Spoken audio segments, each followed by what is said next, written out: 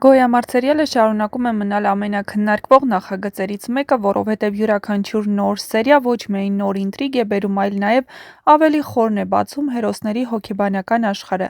Այստեղ արդեն վաղուց խոսքը միայն ընտանիքների հակամարտության մասին չէ, Գոյամարտը վերածվել է պատմության այն մասին, թե ինչպես են տարիներով թաքցված գաղտնիքները քանդում մարդկանց ճակատագրերը, ինչպես է վրեժը ոչնչացնում նույնիսկ ամենամոտ մարդկանց և ինչպես է սերը փորձում գոյատևել այդ ամբողջ խավարի մեջ։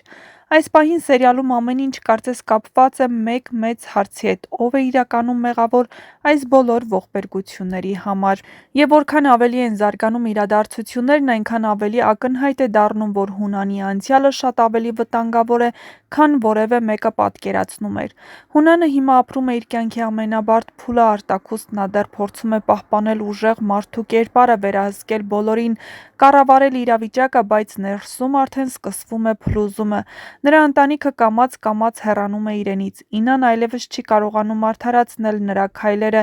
Նա հասկանում է, որ Հունանի ագրեսիան ու վրեժխնդրությունը ոչ միայն թշնամիներին են վնասում, այլ նաև իրենց սեփական ընտանիքներին։ Ինան այն եզակի մարդկանցից է, ով դեռ փորձում է կանգնեցնել Հունանին ստիպել մտածել, թե ինչ է կորցնում, բայց թվում է Հունանն արդեն այնքան խորն է մտել իր պատերազմների մեջ, որ չի կարող կանգ առնել։ Լեան նույնպես ամբողջովին փոխվել է։ Եթե նախկինում նա փորձում էր ամեն կերպ հավատալ հորը, արդարացնել նրան, հիմա արդեն նրա աչքերում կասկած կա, հատկապես այն բանից հետո, երբ բացահայտվեցին անցյալի որոշ գաղտնիքներ։ Լեան սկսեց հասկանալ, որ իր իդեալական հոր դիմակի տակ թաքնված է լրիվ ուրիշ մարդ։ Եվ այստեղ շատ կարևոր է Լեոյի դերը։ Լեոն հիմա սերիալի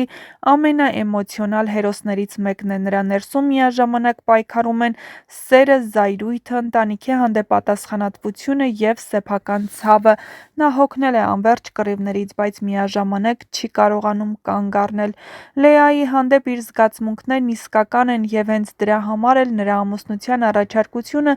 շատ կարևոր տեսարան էր։ Դա պարզապես ռոմանտիկ քայլ չէր, դա հայտարարություն էր ամբողջ աշխարհի դեմ։ Լեոն կարծես ասում էր. «Ես ընտրում եմ սերը, նույնիսկ եթե բոլորը դեմ են»։ Բայց Գոյամարտում երջանկությունը երբեք հեշտ չի գալիս։ Հունանը հաստատ չի պատրաստվում հանգիստ հետևել, թե ինչպես է իր աղջիկը կյանքը կապում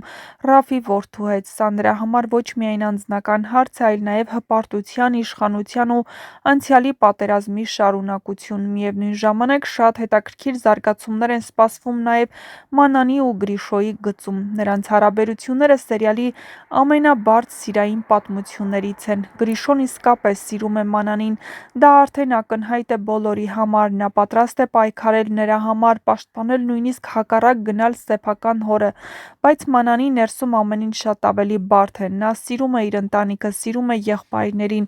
և միաժամանակ կապված է Գրիշոյի հետ։ Սա ներքին պատերազմ է, որտեղ Մանանը կարծես երկու աշխարհների միջև մնացած մարդ լինի, հատկապես հիմա, երբ նա հայտնվել է Հունանի տանը, իրավիճակն ավելի վտանգավոր է դարձել։ Շատ հեռուստադիտողներ համոզված են, որ Մանանը պարզապես սիրո պատճառով չի գնացել այնտեղ, նա շատ խելացի աղջիկ է և հասկանում է, որ երբեմն թշնամուն ներսից ճանաչելն ավելի կարևոր է, քան բաց պատերազմելը։ Բայց այդ ճանապարհը շատ վտանգավոր է, որովհետև Հունանը երբեք ոչինչ առանց հաշվարկի չի անում։ Նա համաձայնել է Մանանի ու Գրիշոյի հարաբերությանը ոչ թե հանկարծ բարի դառնալու պատճառով, այլ որովհետև ուզում է վերահսկել իրավիճակը, և սա Մանանի համար կարող է շատ ծանր հետևանքներ ունենալ։ Այս ամենի ֆոնին Ավոյի կերպարը շարունակում է մնալ ամենաառեղծվածայիններից մեկը։ Նա կարծես միաժամանակ և վրեժխնդիր մարդ լինի, և ընտանիք փնտրող երեխա։ Ավոն վերադարձել էր անցյալի համար հաշիվ պահանջելու, բայց հիմա ակնհայտ է, որ նա սկսել է կապվել այդ մարդկանց հետ, հատկապես Դավիթ պապի։ Հենց դրա համար էլ նրա պայքարը Հունանի դեմ դարձել է շատ անձնական։ Նա այլևս միայն իր եղբոր վրեժը չի լուծում,